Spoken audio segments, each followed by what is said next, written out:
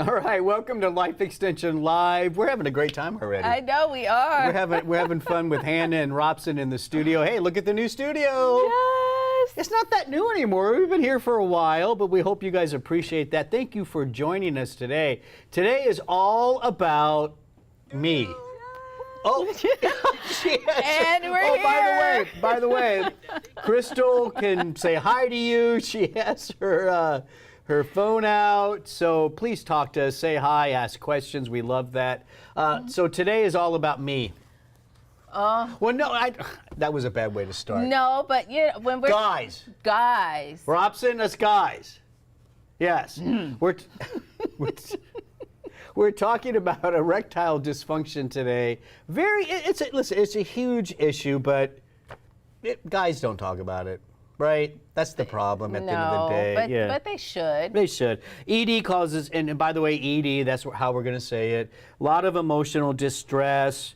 It can impact relationships, self-esteem, quality of life. Listen, it's a serious thing, and we have some good advice, I think, today. Yes, there are nutrients that can be helpful. Yeah. We're going to give you some talking points that you can have with your doctor. Oh, that's important, so that way you don't feel so bad. Right. Like when you go in. So on today's show, here's what we're going to cover. Number 1, the causes of ED. Number 2, medical therapies. Number 3, foods to eat. And then we'll wrap up, as we always do, with nutritional support. So we're going to get right into this.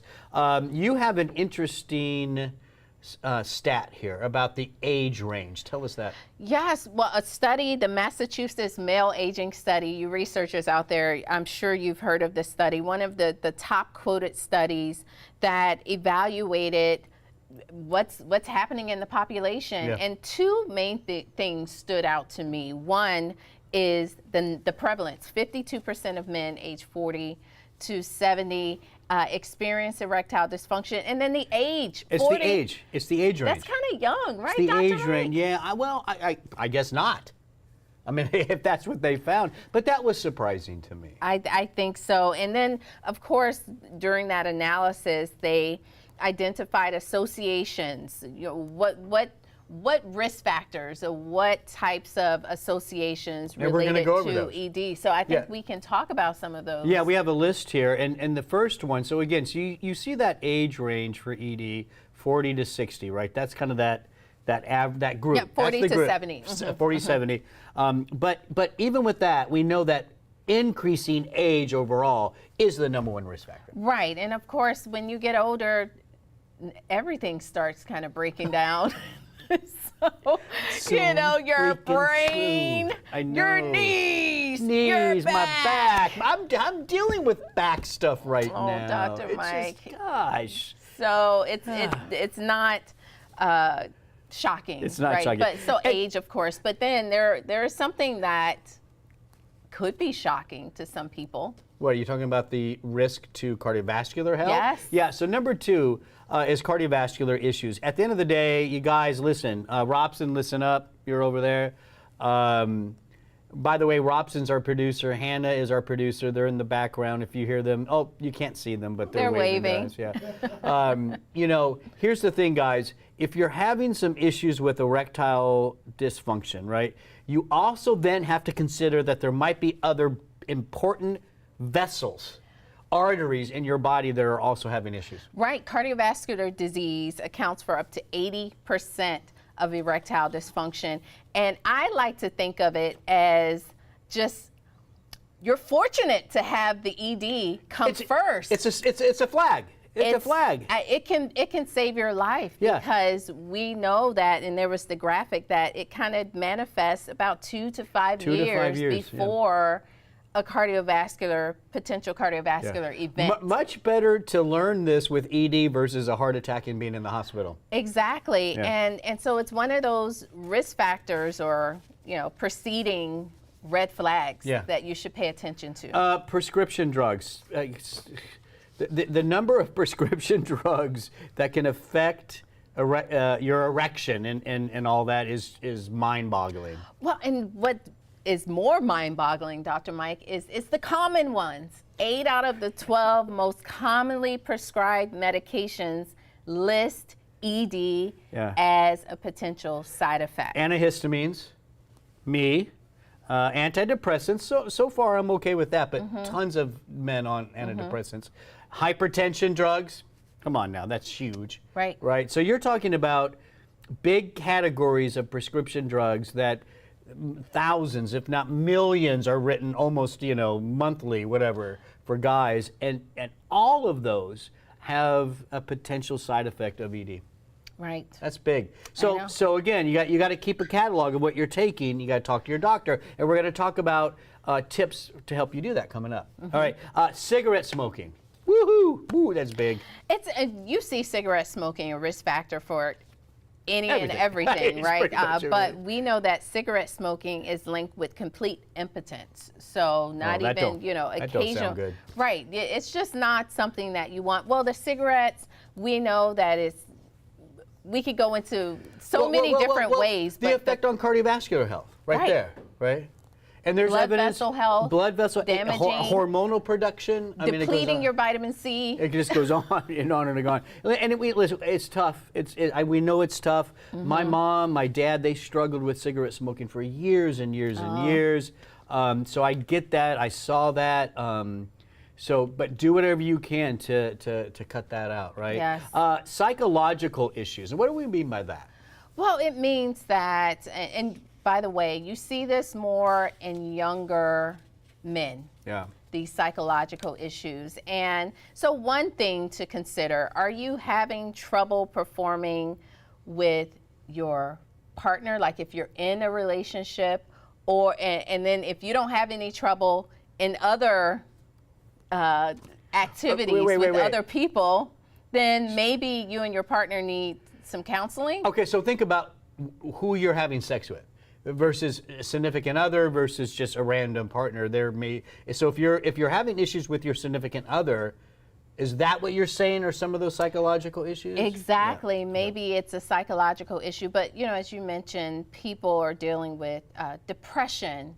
Loneliness. Loneliness is this is a new study that came out showing that overall men, especially single men, tend to experience loneliness more, and it happens in younger, your 20s and 30s and stuff. Yeah. So self-esteem issues, and I encourage anyone who's kind of ruled out some of those other factors and they're still having trouble, especially if you're younger, then maybe seek counseling, get a therapist to help you work through some of the issues you may be having. And ED in general, regardless of what age range you fall into, it's a performance thing.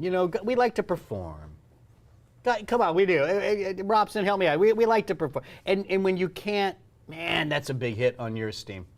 It is. Yes. And that's okay. Guys, we got to talk about this. And it's okay. Talk to your doctor. Talk to your significant other. There are ways to work through this at the end of the day. Yeah. So let's get into treatment, because most of the guys are like, just how do I correct this? Right. So first, Dr. Mike, what doctor would you see? Oh, great question. Well, first of all, you should have a great relationship with a family or internal medicine specialist. Okay. Every adult should have a go-to doctor. Just like the kid has the pediatrician, right. The adult should have a family doctor or an internist that you can have a great established relationship with, that you feel comfortable at talking about issues like this. So it's just not going to see a stranger and, hey, no, doc, no, I don't know you, you don't know me. Family practitioners and internists, general internal medicine doctors, they are well trained to handle stuff like this. And if you do need to go see some of the specialists, and there are ones out there, they can facilitate that for you. Okay, so would that be like a urologist? Urologist would be the next step. But again, most of your general practitioners, they're fine treating ED. Okay. Yeah, for All right, sure. so you would start with them, and then some of the treatments that we'll go over. I'm glad you brought this up, because so many guys don't have those relationships with doctors anymore. Women do. Yes. Kids do. Pets do. That's true. They do. Charlie has a great vet. If Charlie had an issue, he wants to go see that guy. No, but seriously, we, establish a well, open, safe relationship with a general practitioner for Okay. sure. All right, so let's get into treatment then. So let's. It's been decided. This is a significant issue. We need to treat this. Number one line, first line of therapy here, oral medications. Yes, so that's your Viagra, Cialis. Some people know it, the little blue pill. That's the blue pill. First line treatment, it's helping to improve blood flow to that area. Yeah. You can say the area. Dr. Mike. It's a penis. It's okay. We can say that. That's not like a bad word. So you can improve blood flow. It also helps to just kind of give you that boost of confidence to know that you have something on deck just in case. It works relatively quickly, 10, 15 minutes. Yep. So maybe a little bit longer. It may take 30 to 60 minutes, I think, for the oral medications. And yeah, so they work. Not perfect. About 50% of people have success. That's the issue. The efficacy is great for some, so for others, and there are some side effects with them that we're not going to go into all that. But at the end of the day, they're not bad. You follow with what your doctor's prescribing and give it a shot. But one note: if it doesn't work for you, first check testosterone. Oh, good point. Because we know why. We know why. Testosterone typically is thought to support libido, but we do know it helps with some of the functional aspects of achieving an erection. Yeah, so low testosterone, add in something like the blue pill, and you may not get the response you want, because it's not just about an erection. There's several things that happen. Arousal, the libido aspect. And if you have low testosterone, all of that is dampened. That's true. Well, it doesn't, and the Viagras, the Cialis, they do not work where you take it and you're automatically ready to go. I mean, you really do have to have some type of mental, physical stimulation for it to work. And so that's one component that's missing with the oral medications. The next category works great, but the problem is it's scary. That's true, right? It's scary. So these are suppositories, which are little pellets that you can It sounds like insert. reverse kidney stones. Yes, so you insert into the urethra these little pellets, and then the other are injections. Yeah. Now that it sounds scary, right? Well, but they work. They work. Yeah. I think it's the key. Yeah. Is they work faster than the oral medications. You're bypassing 2 to 15 minutes versus up to maybe an hour or even longer with the pills. Correct. Yeah. So they basically what's happening with the suppository, the injections, everything's just relaxing. The smooth muscle cells are relaxing, so the arteries can open and you can increase the blood flow into the penises, and that's what we're trying to do. Yeah. Right? All right, let's go to the next one, shockwave therapy. That just sounds interesting. Because you said it so aggressively, shockwave. No, just think about gentle shocks. But I mean, the idea is really just to improve blood flow again, and also help to grow more blood vessels to that area, kind of revascular. I can't even get the revascularization. word out. What he said. Yeah, yeah. So it Which helps is an with interesting that. topic, right? So basically what we're saying is a little bit of this stress from the shock wave itself can actually stimulate more vessel growth, more blood flow, a better outcome. Yes. Yeah. And it's not a crazy shock. Hannah's telling me to calm down, I can tell. So everything's fine. It's not crazy. It does work, and a lot of guys get benefit from it. Yes. All right. Vacuum pumps. Right. It's straightforward. Yep. Straightforward therapy. We do know that half of the penis is actually inside of the body. That's something that people don't know. So the vacuums are only working on the part that's outside of the body. Yeah. So it may not be as strong of a response that you're looking to achieve with those devices. But if somebody's worried about the shock, if somebody's worried about injections or pills, it's a non-pharmaceutical easy, way to do cheap, it. practical. Yeah. You know, so and then the gold standard Gold when it comes to standard. medical conventional treatment, prosthesis. Right, and this is thought to be the only cure. Yeah. Okay. That's what I know. That's what your family urologist will tell you. If we're going to be technical, that's true. But I don't think, I mean, when guys hear that, they might be like, well, I don't have to cure it. Can I just help it? Yeah, that's Right. true. Tell us about what's going on here. Yeah, so it's an implant. It's a surgical procedure, outpatient surgical procedure, and they implant tubes. And the tubes kind of run through the length of the penis. And then there's a pump that's in like the scrotum area. So it's like the third scrotum. And So I get a you third pump scrotum? it. You get a third one, and you pump it, and it releases a saline solution, kind of like a salt It works. water solution. It does work. Into those tubes to help. It lasts, I mean, 7 years or longer. Yeah, the cavernosa is what these are these little like tubes Right. surrounded by the smooth muscle cells, and when you inject that saline solution, they fill up just like blood flow. Yeah. And that's where you get your erection, and it works, and you can control it. You can control it, and this is one of the solutions, especially for individuals who may have experienced nerve damage from surgery, past surgeries, and things like that. So, Like prostate surgery, maybe. So, okay. All right. So those are some of the conventional things. Yeah, there are. So moving on to nutritional support now. The first thing that you found was something called black ginger. oh, well, so I see our production teams telling us to talk about food. Oh, So foods that. Did I jump ahead, Hannah? Sorry. All right. Foods that impact ED. this is very simple, and it relates back to cardiovascular disease, Dr. Mike, and that is heart health foods. Heart-healthy foods. Oh, that fresh makes fruit, sense. Vegetables, Mediterranean diet, fatty right? fish, Yeah. anti-inflammatory foods. It's arterial. This is a no-brainer. So support blood flow.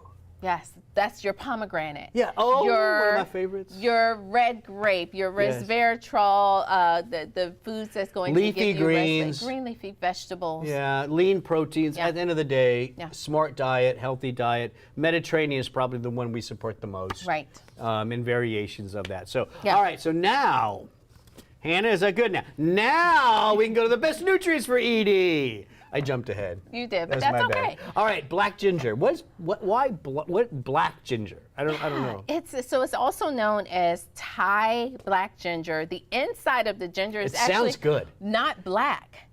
But I want to eat. It sounds like I think want to eat some. It'll be a letdown, Dr. Mike. Now, I've never tried it, but just from things that I've read, you can make teas from it, but it doesn't give you the kick. I like ginger for the spice and for the kick. So it's a little mild. I guess more mild. It's more mild. Oh. But the inside of the ginger is dark purple, so they call it black ginger. Okay. And there is research with it helping to support energy production in the body, as well as helping to support erections. And that's the whole point of the show. That's the whole point of the show, and I'm so excited about this. Nitric oxide. Yes. Should we explain? That's blood flow. Yeah, nitric oxide is the chemical that helps your vessels, expand. Right. And relax. Expand. That whole idea of lub dub, the heart, that's nitric oxide. Yeah. That's life. Boop, boop, boop, boop, right? So black ginger is associated with that. Exactly. So it's helping to improve that. But the brain part of this. I know, and I have a quote. Okay, go. So this is a quote directly from the Life Extension magazine. This extract appears to increase the overall desire to engage in sexual activity presented with sensory stimulation. So this is an action unique to Campharia, which is more of the scientific name for black ginger. It's not a feature of ED drugs. Okay. Yeah, I was going to summarize that, right? Yes. So here you have the drugs, the blue pill, whatever. They do work, but they're not really focused on the brain aspect, the emotional aspect, the psychological aspect of an erection. And here you have black ginger, which is helping to increase blood flow. That's the nitric oxide, but at the same time, it's affecting your brain in a positive way. Now, I'll tell you. That's pretty good. That is good, but that is not the stat that that had most of our male customers calling. When I can remember, I don't have a stat here about that. It's not on there. I was a wellness specialist, and I would receive phone calls from our male customers wanting that ginger that helped with penile length and girth. Well, this is a whole new thing now. That was something that the researchers identified in research. Look at Robson's writing this down right now. Oh my goodness. Dr. Mike. I can see it. So yes, so it's helping the brain response to stimuli. It's everything that I think every man wants. Yeah, well, listen, that's fine. We can have that. I think that's great. So not only do you get the erection, it's better, it's bigger, guys like to perform. We already said that. Yes, very and that's true. Okay. All right, L-arginine, very important amino acid, right? It's a precursor to nitric oxide There you that go. Dr. Mike just talked about. Yeah, but it's a high dose. Wait, we'll do that again. There you go, guys. Mine was a little more rhythmic, but anyways. Okay. Yeah, so L-arginine, most people, if you're taking it, is probably around 1,000 milligrams a day. But the studies show you need to really bump it up. Yeah, up to 10,000 milligrams. And it's safe. Yeah. It's safe, but that's where you're going to get a lot of nitric oxide production, more blood flow, that kind of thing. And L-arginine is not something you got to take it. Yes. Right? You do. Yeah, even you have to take it daily, on a regular basis because the nitric oxide is produced on demand. Yeah.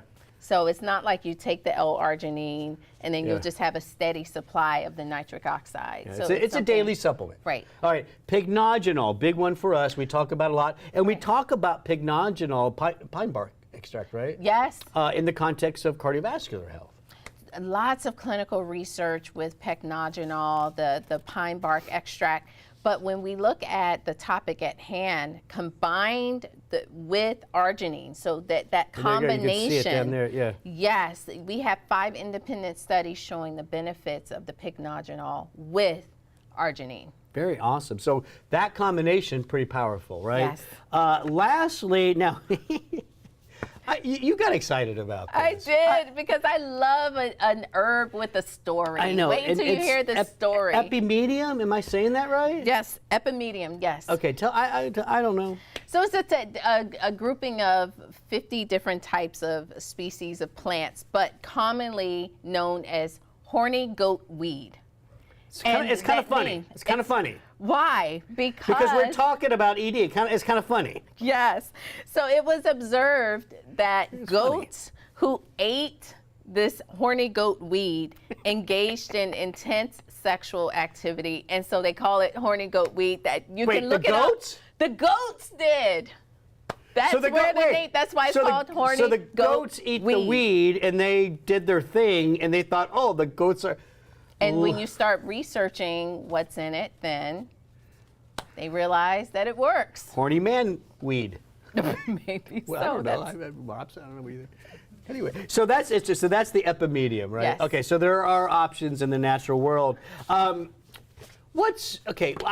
think, and I want to do this more in our live show for our audiences. By the way, if you have any questions, comments, send them. Dr. Crystal's watching. We have social media people who are on top of moderating it, and so please get involved. And don't forget, you can share these shows, by the way, right? Yes, you and can. We promote these for about a week afterwards. You'll build our audience. We really appreciate that. What's on the horizon? And this is something I think we should talk more about in all our topics. Like, what's the future look like? Right. Yeah, so what do you think? Stem cells for everything, really.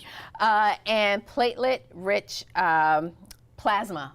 And that's where they do a blood draw, spin down the blood, and then give that back. Inject those platelets back into the body. That's not FDA-approved stuff yet. It's not. Yeah, so, but it's interesting, and there's some doctors that will do it. Right. So you find it at most of the regenerative clinics. It will not be covered by your insurance. It will be expensive. Because I think there's some trials, right? Maybe going on with some of this stuff? There are trials, but it's not something that we are putting our official stamp of approval on. But it's just out there. It's out there. It's new, emerging. Yeah. Research. CBD is out there. Yeah. right? It's still mixed. Yes, yeah, because there's some studies showing that it helps, and then other studies showing that it does not help. So, you know, more research. It's an odds game, individual odds game. More research is needed at the end of the day. And listen, on this show and at Life Extension, we're going to support the things that have good evidence at the end of the day. It doesn't mean we can't talk about stuff, and we're encouraged about the future of ED, and some of this stuff looks great, but we can't be totally conclusive yet. No, we can't, but people want to know, and I think it's important for us to just shine a light on the things that, you know, gold standard first line therapy all the way over to the nutrition, to things that's emerging. Horny goatweed. We know there's Epimedium. research for that. Black ginger. Yeah. Arginine. Arginine. Those things we have a lot of good research on. We do. That's what's interesting. We got good research on that stuff. We don't have yet that research on like CBD and the plasma and all that kind of stuff. And then you get other benefits with herbal remedies. That's what's nice. Cardiovascular for the most part, right? Cardiovascular benefits. There are antioxidant, polyphenols, so now you're having gut health, and I could go on and on, Dr. Mike. Lifeextension.com/ED. That takes us to our there it is. erectile dysfunction protocol. And everything we've covered here is there, but in way more detail. More detail. Much more detail. More nutritional support. There may be things where you're thinking, hey, well, what about this? What about that? Yeah. I'm sure it's in there somewhere. Dr. Crystal, thank you. Thank you, Dr. This was Mike. an important topic, and I hope you know who's watching learned something. You know, share this with the men in your family. You know, and let us know how things are working for you. This is really important stuff. And guys, we got to talk about this more. It's okay. Yes. It's okay. It's okay. I overcame my fear. And I have to just comment because my mom is on. Dad and I are on together. So I had this whole conversation with my dad watching. I love you, Mom and Dad. Our biggest fans right there. Yes. Hey, everyone, thanks for watching. Don't forget we go live every Wednesday at 3 o'clock. Don't miss a show. Like, share, comment. Do you subscribe for these? I always say, subscribe or click interested. You'll get reminders. Yeah, so you never miss a show when we go live. Thanks for watching again. That's Dr. Crystal. I'm Dr. Mike. Thanks for watching.